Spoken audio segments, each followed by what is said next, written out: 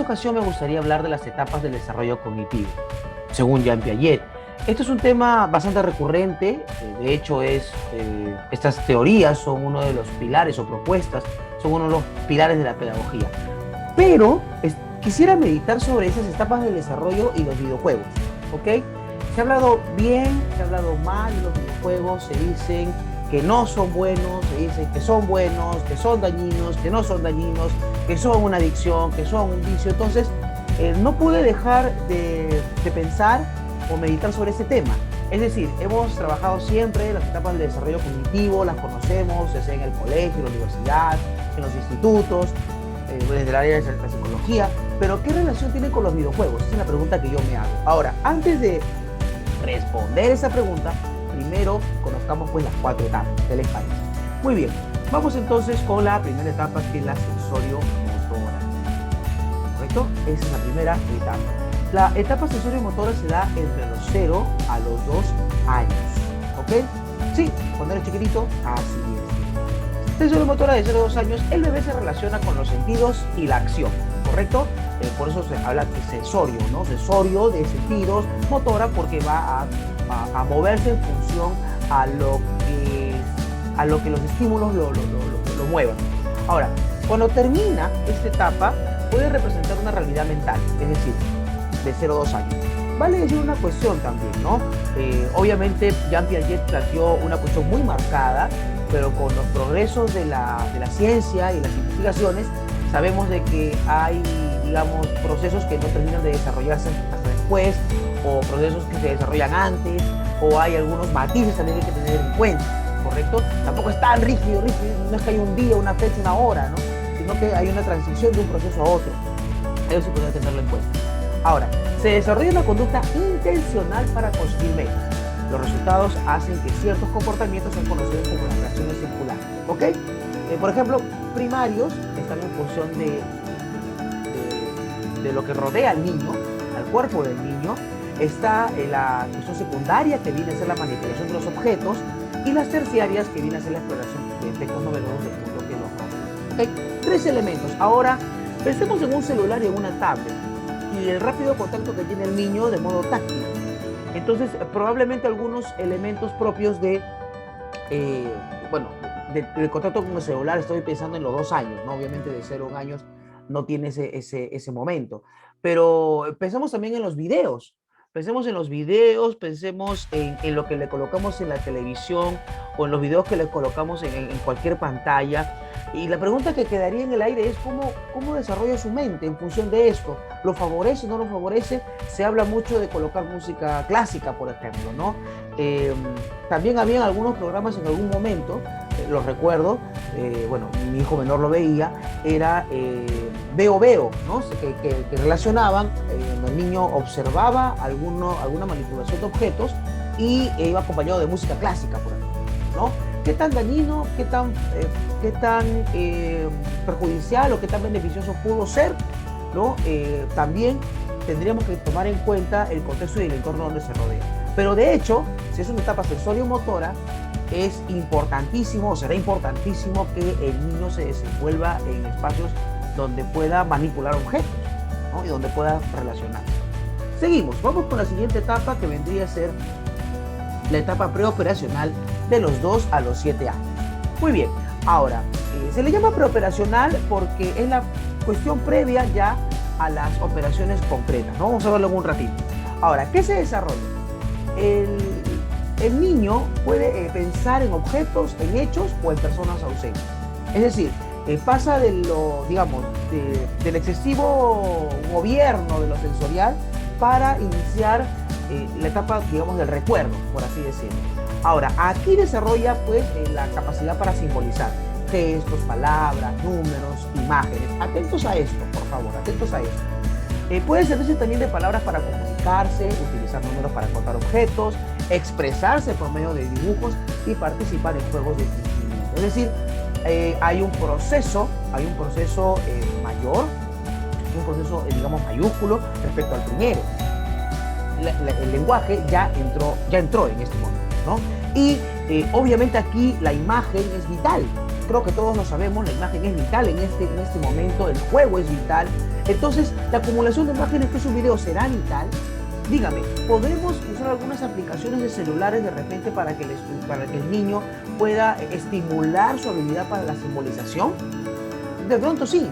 Ahora, ¿habrán algunos videojuegos de repente que al trabajarlos aquí, en vez de, digamos, desarrollar sus habilidades, las retrasen?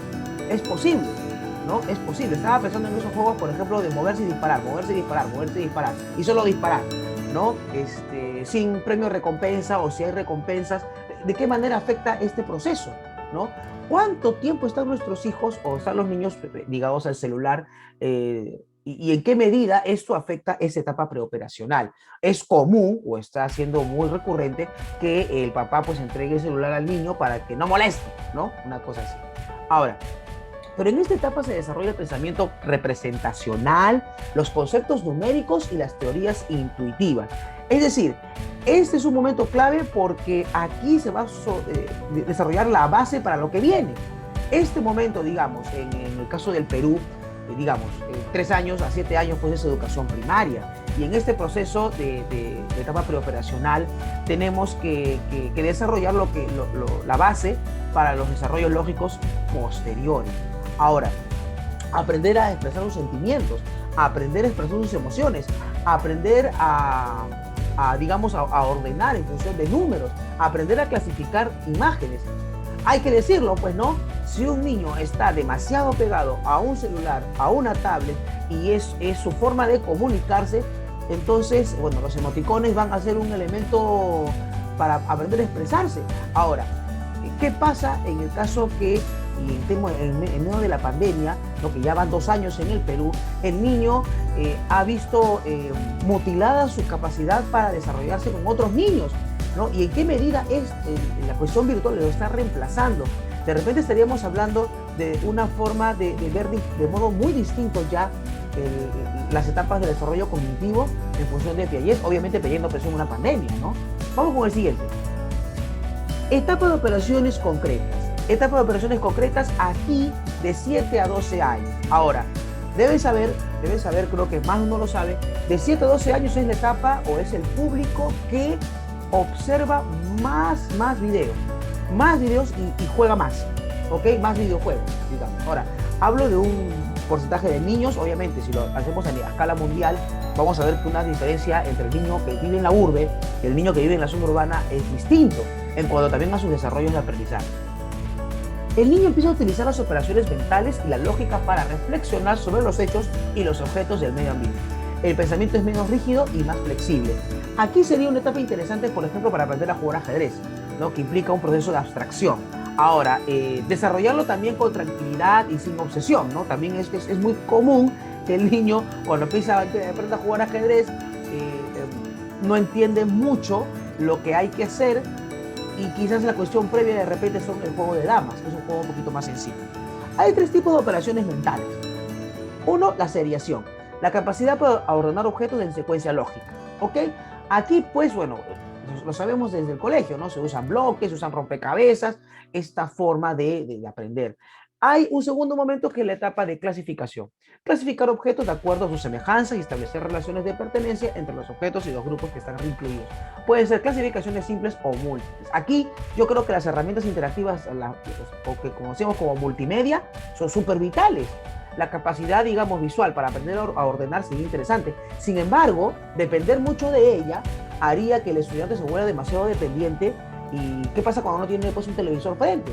Cuando no tiene una pantalla frente. Es capaz de abstraer y organizar en su propia mente. Ahí vendría también el riesgo si lo usamos en exceso. Y la etapa de la conservación, comprender cómo un objeto puede permanecer igual a pesar de los cambios superficiales en su forma física. Es decir, yo puedo mirar el cuadrado, pero cuando lo dejo de mirar tengo todavía la idea del cuadrado en la mente. Puedo mirar un cubo, pero cuando lo dejo de mirar el cubo todavía está en mi mente. Ahora, imagínense, ¿qué podríamos pensar también, ¿no? de un niño que no deja de ver videos, no deja de ver videos, y la pregunta es, cuando abstrae, ¿qué abstraerá? O peor aún, ¿podrá abstraer? Un dato curioso para aquellos que conocen, ¿qué hace que nos quedemos observando a los gamers jugar, por ejemplo? ¿Y por qué el público que le encanta ver a los gamers jugar son entre, digamos, 5 años a 12 años principalmente? Son capaces de sentarse 3, 4, 5 horas viendo al gamer jugar. Un colega me explicaba, por ejemplo, que de repente esto está generando una holgazanería mental, porque ya ni siquiera juega, mira jugar. Ok, voy a dejarlo ahí y me voy lentamente porque esto genera más de una controversia. Y estamos pues en la etapa de las operaciones formales. El pensamiento hace la transición de lo real a lo posible. Acá se desarrolla pues la lógica proposicional, el pensamiento científico, el razonamiento combinatorio, el razonamiento sobre probabilidades y proporciones. Hay, bueno, 4 momentos, el desarrollo de la lógica proposicional, es decir, premisa, conclusión. Creo que lo sabemos, ¿no? Antes de esta etapa, el niño, tú le decías, ¿sabes qué? Te echas a dormir temprano. El niño obedecía, digamos. Pero ya en la etapa formal es, hoy duermes temprano. La pregunta es, ¿por qué? Es lo primero que va a preguntar. ¿Por qué? ¿Por qué? ¿Por qué? ¿Por qué? ¿Por qué? Porque está su mente, según Piaget, inevitablemente está asociando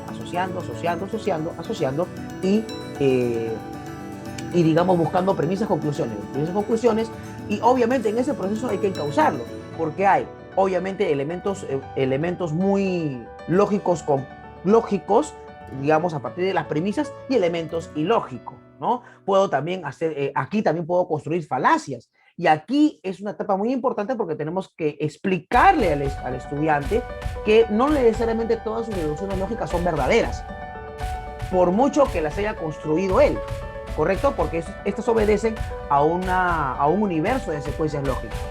El razonamiento científico, puedo generar, ¿no? Capacidad de generar hipótesis de una forma lógica y sistemática. Básicamente en el sistema, digamos, hipotético deductivo, como decía Piaget. ¿Para qué significa esto?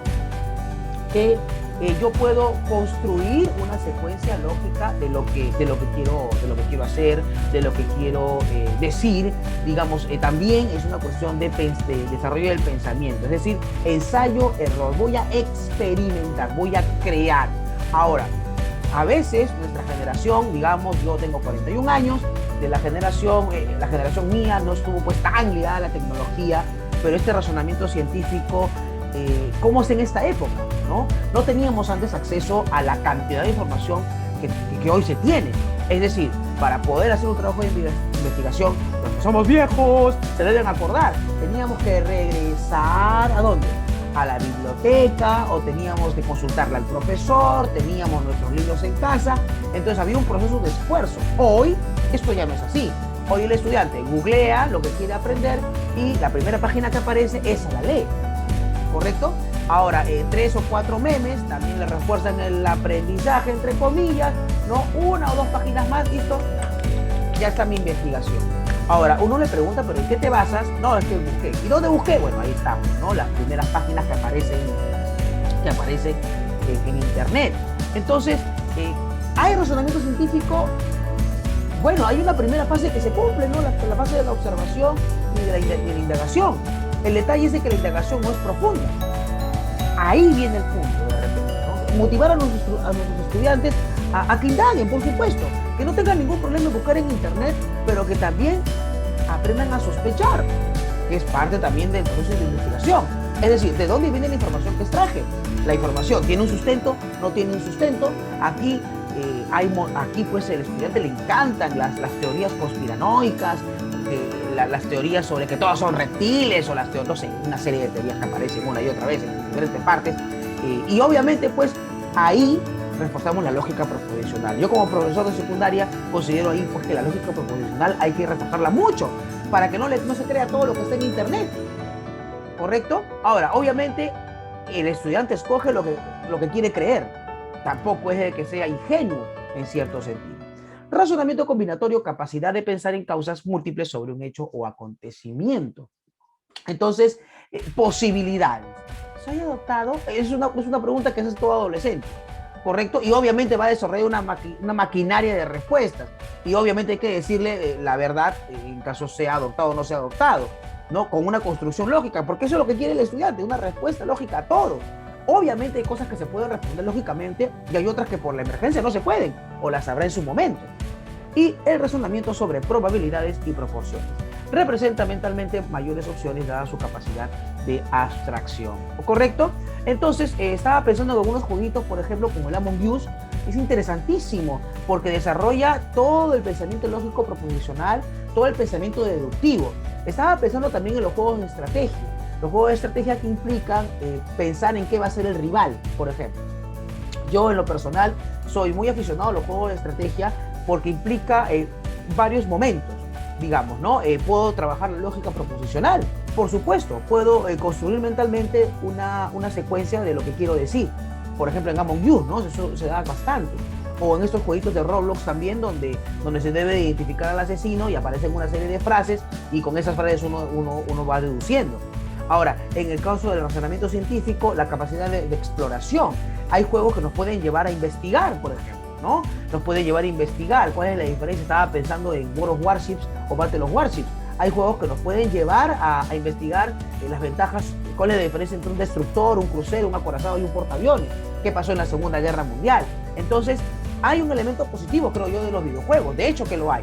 Pero también hay un elemento negativo, ¿correcto? Es decir, si yo estoy en el colegio y estoy sentado 7, 8 horas, por ejemplo, obviamente voy a querer desligarme de una pantalla, bueno, en este momento de una pantalla, y voy a querer sumergirme en el mundo de los videojuegos y voy a buscar algo que no desarrolle ningún pensamiento lógico. Básicamente, piu, piu, piu, piu, piu, voy y disparo, voy y disparo, voy y disparo, me escondo, voy y disparo, me escondo. ¿Desarrolla algún aprendizaje? Sabemos que todo juego o todo desarrolla aprendizaje. Ahora, hace que el estudiante pueda hacer una regresión a etapas previas, también es posible, ¿correcto? Ahora, sobre el razonamiento de probabilidades y proporciones, interesantísimo este momento porque ahora uno puede abstraer, ¿correcto? Me parece increíble aprender a jugar ajedrez, por ejemplo, ya en esta etapa. Creo yo que el ajedrez debe ser un curso o debe ser un taller que toda persona debe estudiar, o en todo caso algo relativo al juego de estrategia. La capacidad de tener, por ejemplo, en este caso 16 fichas, cada ficha con su función, ¿no? Bueno, están los peones, que son los 8 peones, más las dos torres, los dos caballos, los 2 alfiles, el rey y la reina, implementar eso, ¿correcto? Implementar, digamos, la capacidad para poder desarrollar combinaciones y la multiplicidad de combinaciones. Ahora, ¿qué están jugando nuestros hijos? Esa es la pregunta. ¿Qué están mirando nuestros hijos? ¿Correcto? Estaba pensando en los creepypastas. ¿Se acuerdan de los creepypastas? Bueno, para los que son viejos, si no se acuerdan o no saben, el creepypasta era una historia ficticia a partir de un dibujo. De Hello Kitty, por ejemplo, que a Hello Kitty le cosieron la boca, que Candace era una esquizofrénica. Entonces, imagínate, pues, niños de 12 años trabajando este tema, estaban desarrollando, pues, su razonamiento combinatorio y su razonamiento sobre probabilidades y proporciones. Estaba pensando en los juegos, por ejemplo, como este juego de las marionetas, ¿no? Five Nights at Freddy's, creo que se llama. Este juego es interesantísimo porque te mantiene en una tensión total, ¿correcto? Pero es curioso porque este juego empezó a brindar una serie de informaciones y sumergía al estudiante o al niño, lo sumergía en una serie de teorías que rompían el vínculo de realidad con la ficción. Y eso también es interesante también meditar. En este sentido, ¿qué juegos, digamos, pueden fomentar de modo positivo los elementos que hemos visto y en todo caso, qué juegos retrasan esto? ¿Correcto? Ahora, ¿puede insertarse el videojuego como parte del aprendizaje? Bueno, hay experiencias como la experiencia del Minecraft en algunos países en donde desde el Minecraft se puede aprender. También hay las propuestas de gamificación como el uso del Quizzes o el uso del Kahoot, pero obviamente eso no es juego en sí mismo, ¿no? Bueno, es un cuestionario que se responde de modo interactivo. Pero de repente, ¿por qué no? Estaba pensando crear, por ejemplo, hacer una recreación de una zona geográfica para explicar, por ejemplo, el relieve de la costa.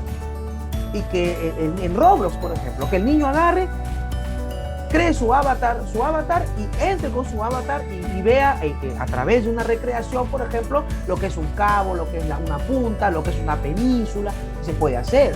He visto experiencias, por ejemplo, también bien interesantes de Roblox sobre la Confederación Perú-Boliviana, o sobre Pisagua, o sobre la guerra del Pacífico. Están también los juegos de Roblox, los Tycoon, por ejemplo, ¿no? Donde se le puede enseñar a un estudiante, ojo, en una primera etapa, cómo funciona el proceso de construcción de una fábrica o cómo se produce de repente un determinado producto. Entonces, los profesores casi siempre nos encontramos digamos unos kilómetros de distancia de lo que los estudiantes hacen. Y claro, reaccionamos muy tarde. Quizás sea el momento de pensar estos procesos cognitivos de Piaget en función a los videojuegos. Y por qué no, desde nuestras aulas o desde donde estamos, decir, bueno, oiga, padre, madre, podrían hacer que su hijo pues interactúe con esta propuesta multimedia o con este jueguito unos 30 minutos. Ahora, también según las etapas del desarrollo, hemos visto también que no puede existir pues un desarrollo sano sin una socialización adecuada. Porque ojo que Piaget estaba pensando todo esto según su época, pero también no estaba de por medio pues las tecnologías de internet como las tenemos ahora, la capacidad de ingresar a la información de modo tan sencillo. Y obviamente en tiempos de pandemia, llevan 2 años, la etapa de socialización. Y me quedan algunas preguntas y con eso quiero terminar. ¿En qué medida se está alterando el proceso de socialización de los estudiantes? Han estado 2 años en cuarentena. ¿En qué medida esto los afectará en cuanto a sus capacidades para socializar? Pero también qué ventajas han desarrollado en ese camino y como profesores, qué ventajas estaremos desarrollando. Bien, algunas reflexiones entonces. Quiero mostrarles aquí una bibliografía. Ahí ustedes, bueno, hemos regresado. Hay un elemento bibliográfico también. Ustedes ya lo pueden acceder. Vayan a Prezi, Desarrollo Cognitivo, Michelle Ayala. Ahí ustedes lo ven. Muy bien, eso ha sido todo. Espero les haya gustado este pequeño videito rapidito. Voy a seguir meditando sobre la presencia de los videojuegos en los desarrollos cognitivos. Mis conclusiones son que en cierta medida son beneficiosos y con la debida regulación podrían implementarse en las aulas, digamos, de cara a momentos como la pandemia o tal vez cuando termine la pandemia. Siempre regular, siempre regulado, sin excesos, porque a la larga todos caemos en excesos, ¿no? Y hay que decirlo también, de pronto, aquellos que ya somos adultos y estamos en las operaciones formales, nos queda la pregunta: ¿con los videojuegos estaremos regresando a etapas simples, como la preoperacional o las operaciones concretas? ¿Será por eso que de repente la señora de 59 años se queda ligada al Candy Crush? No sé. Vamos a dejarlo ahí y nos vamos lentamente. Bueno, eso sería todo. Cuídense mucho. Muchas gracias. Ahí están las etapas del desarrollo cognitivo. Chao.